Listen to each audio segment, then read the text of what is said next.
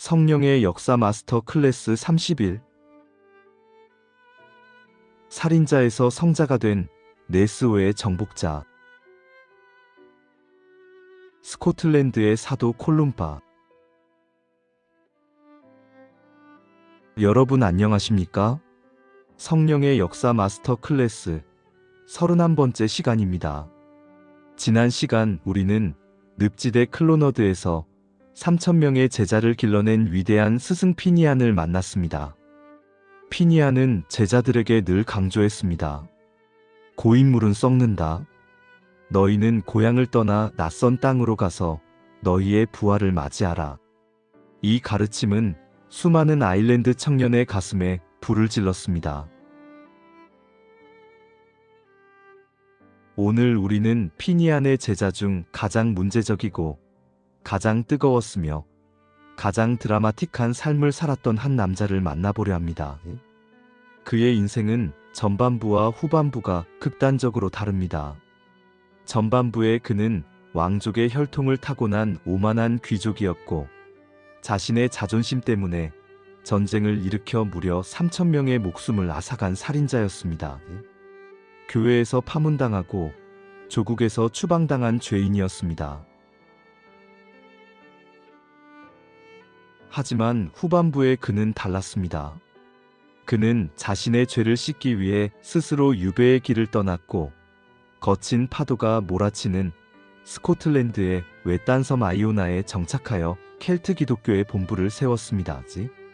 그리고 전설 속의 괴물과 싸우고 야만적인 픽트족 왕의 마음을 돌려놓으며 스코틀랜드 전체를 복음화시킨 위대한 사도가 되었습니다.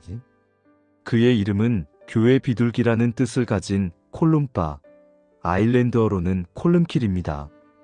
살인자에서 성자로, 전쟁광에서 평화의 사도로 변화된 이 놀라운 반전 드라마 속으로 여러분을 초대합니다. 이야기는 6세기 초반 아일랜드의 북서부 도네갈에서 시작됩니다. 콜룸바는 그냥 평범한 수도사가 아니었습니다. 그는 아일랜드를 다스리는 최고의 왕족인 오닐 가문의 직계 혈통이었습니다. 마음만 먹으면 아일랜드 전체를 다스리는 대왕이 될 수도 있는 금수저 중의 금수저였습니다. 게다가 그는 키가 크고 목소리가 우렁찼으며 성경을 줄줄 외우는 천재적인 머리까지 가졌습니다. 모든 것을 다 가진 그에게 딱 하나 부족한 것이 있었는데 바로 겸손이었습니다. 그의 성격은 불같았고 자존심을 건드리면 참지 못했습니다. 사건의 발단은 아주 사소한 데서 시작되었습니다. 콜룸바가 스승 피니안의 수도원에 머물 때였습니다. 스승 피니안은 로마에서 아주 귀한 성경 시편 필사본을 가져왔습니다. 당시 책은 보물 중의 보물이었습니다. 학구열에 불타던 콜룸바는 스승 몰래 밤마다 그 책을 베꼈습니다. 그는 자신의 필사본을 개인적으로 소장하고 싶었습니다. 하지만 나중에 이 사실을 알게 된 피니안은 노발대발했습니다. 허락도 없이 내 책을 베끼다니 그 필사본을 내놓아라. 콜룸바는 거절했습니다. 내 땀과 노력으로 베낀 것이니 내 책입니다. 두 사람의 다툼은 결국 법정 소송으로까지 번졌습니다. 당시 아일랜드의 대왕이었던 디아마이트가 재판관으로 나섰습니다. 왕은 고심 끝에 유명한 판결을 내립니다. 모든 어미 소에게 송아지가 속하듯이 모든 원본책에는 그 사본이 속한다. 즉, 저작권을 인정한 역사상 최초의 판결이었습니다. 왕은 피니안의 손을 들어주며 콜룸바에게 책을 반납하라고 명령했습니다.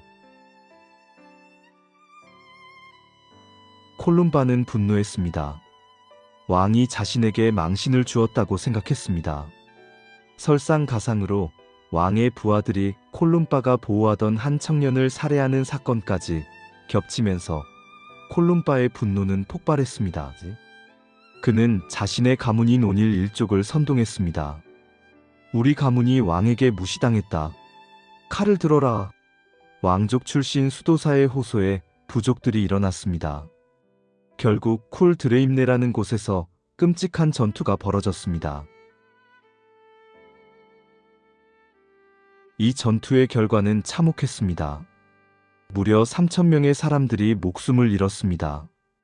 피니안의 책 한 권 때문에, 그리고 콜룸바의 꺾이지 않는 자존심 때문에 강물이 핏빛으로 물든 것입니다.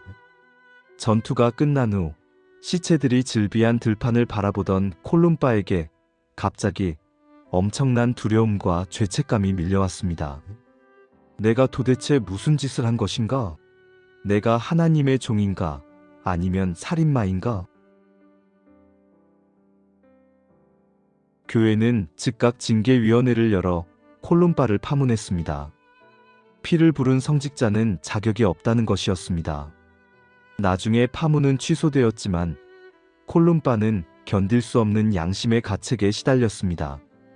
그는 자신의 영적 스승인 몰레즈를 찾아가 무릎을 꿇고 통곡하며 물었습니다. 스승님, 제가 이 끔찍한 죄를 어떻게 씻을 수 있겠습니까? 제 손에 묻은 피를 무엇으로 닦아낼 수 있겠습니까? 스승 몰레즈는 콜룸바에게 무시무시한 보석, 즉 회개의 과제를 내렸습니다. 콜룸바여, 너는 조국 아일랜드를 떠나라. 네가 죽게 만든 3,000명의 영혼만큼, 아니 그보다 더 많은 이방인의 영혼을 하나님께로 인도해라. 그리고 다시는 너의 고향 아일랜드 땅을 밟지 말고 아일랜드의 풍경이 보이는 곳에는 머물지도 마라. 영원한 유배를 떠나라. 이것은 사형 선고나 다름없었습니다. 아일랜드 사람들에게 고향과 부족을 떠난다는 것은 죽음보다 더한 고통이었습니다. 하지만 콜룸바는 이 명령을 하나님의 뜻으로 받아들였습니다. 서기 563년 42살의 콜룸바는 자신을 따르는 12명의 동료와 함께 조그만 가죽배에 몸을 실었습니다. 정든 고향, 사랑하는 가족, 자신이 누릴 수 있었던 왕족의 특권을 모두 뒤로 한 채 그는 거친 북쪽 바다로 나아갔습니다. 이것이 바로 아일랜드 수도사들이 말하는 백색 순교, 즉 피 흘리지 않고 자아를 죽이는 순교의 시작이었습니다. 그들은 처음에 오론세이라는 섬에 도착했습니다. 콜룸바는 섬의 가장 높은 곳에 올라가 남쪽을 바라보았습니다. 그런데 저 멀리 수평선 너머로 아일랜드의 산봉우리가 희미하게 보였습니다. 콜룸바는 고개를 저었습니다. 아니다. 여기서는 내 마음이 약해져서 다시 돌아가고 싶을 것이다. 더 멀리 가야 한다. 그들은 다시 배를 타고 더 북쪽으로 올라갔습니다. 마침내 그들은 스코틀랜드 서쪽 해안의 작고 황량한 섬 아이오나에 도착했습니다. 그곳은 바위와 이끼밖에 없는 척박한 땅이었지만 아무리 높은 곳에 올라가도 아일랜드가 보이지 않았습니다. 콜룸바는 눈물을 흘리며 그곳에 짐을 풀었습니다. 여기가 내가 죽을 곳이다. 그는 해변에 배를 끌어올리고 다시는 돌아가지 않겠다는 결심으로 배를 흙으로 덮어버렸습니다. 콜룸바와 동료들은 아이오나 섬에 수도원을 세웠습니다. 그들은 진흙과 나무로 작은 예배당과 오두막을 지었습니다. 그들의 삶은 단순하고 엄격했습니다. 끊임없이 기도하고 노동하고 성경을 필사했습니다. 콜룸바는 왕족의 티를 완전히 벗어버렸습니다. 그는 가장 먼저 일어나 기도했고 가장 험한 일을 도맡아 했습니다. 그는 자신의 죄를 씻기 위해 밥 먹는 시간도 아까워하며 복음 전파에 몰두했습니다. 아이오나 수도원은 곧 켈트 기독교의 심장이 되었습니다. 하지만 콜룸바의 사명은 수도원 안에 머무는 것이 아니었습니다. 그는 스코틀랜드 본토에 살고 있는 야만적인 픽트족에게 복음을 전해야 했습니다. 픽트족은 온몸에 문신을 새기고 드루이드 마법사들을 따르며 낯선 이방인을 잔인하게 죽이는 무서운 부족이었습니다. 콜룸바는 두려움 없이 픽트족의 왕 브루데가 살고 있는 인버네스 성으로 향했습니다. 왕은 콜룸바가 온다는 소식을 듣고 성문을 굳게 걸어 잠그라고 명령했습니다. 드루이드 마법사들은 성벽 위에서 콜룸바를 향해 저주를 퍼부었습니다. 하지만 성문 앞에 도착한 콜룸바가 큰 소리로 찬송을 부르며 허공에 십자가를 긋자 굳게 닫혀있던 육중한 성문이 굉음을 내며 저절로 활짝 열렸습니다. 이 기적에 압도당한 브루데 왕은 콜룸바를 맞아들였고 그의 권능 앞에 무릎을 꿇었습니다. 왕은 세례를 받았고 픽트족 전체에게 선교의 문이 열렸습니다. 콜룸바는 드루이드들과의 영적 대결에서 연전연승했습니다. 그들이 폭풍을 부르면 기도로 잠재웠고 그들이 독약을 먹이면 기도로 해독했습니다. 야만인들은 깨달았습니다. 우리가 믿는 마법보다 이 사람의 하나님이 훨씬 강하다. 콜룸바의 사역 중 가장 유명하고 신비로운 사건은 바로 네스오의 괴물 이야기입니다. 어느 날 콜룸바가 네스 강가에 도착했을 때 픽트족 사람들이 찢겨 죽은 시체 한 구를 장사 지내고 있었습니다. 무슨 일이냐고 묻자 그들은 강 속에 사는 거대한 물괴물이 사람을 물어 죽였다고 말했습니다. 사람들은 공포에 질려 강을 건널 엄두를 내지 못했습니다.